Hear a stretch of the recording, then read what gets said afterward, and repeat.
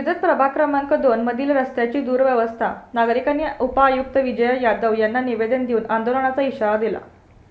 प्रभाग क्रमांक 2 मधील मुख्य रस्त्याची दुरवस्था झाली असून माजी सैनिक वसाहत ते सह्याद्रीनगर ते अस्वले कॉलनी ते विद्यानगर तसेच चावळी रोड शासकीय क्वार्टर्स ते विद्यानगर हे रस्ते वाहतुकीला धोकादायक झाले असून जीव मुठीत घेऊन प्रवास करण्याची वेळ नागरिकांच्यावर आली आहे। गेले कित्येक वर्ष या रस्त्याचे डांबरीकरण झाले नसल्याने परिसरात धुळीचे साम्राज्य पसरले आहे। तसेच त्यामुळे लहान मुले व वयोवृद्ध नागरिकांना त्याचा त्रास होत आहे। आज सामाजिक कार्यकर्ते सागर वनखंडे, दिगंबर जाधव यांनी प्रभागातील नागरिकांना सोबत घेऊन महापालिका उपायुक्त विजय यादव यांना निवेदन देऊन रस्त्याचे तातडीने डांबरीकरण करण्यात यावे अशी मागणी केली।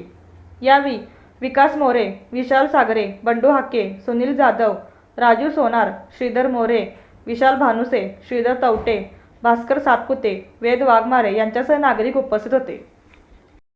वार्ड क्रमांक 2 मध्ये माजी सैनिक वसाहत ते सह्याद्रीनगर ते अस्वले कॉलनी ते विद्यानगर तसेच सावळी रोड शासकीय क्वार्टर्स ते विद्यानगर हे प्रमुख रस्ते बऱ्याच वर्षापासून झाले नाही। या ठिकाणी मिरज शहरातील बऱ्याचसा कामगार वर्ग हा MIDC जाणारा त्या रस्त्याने जातो। त्या भागातील नागरिकांना पण त्या रस्त्यावर नाहक त्रास होत आहे।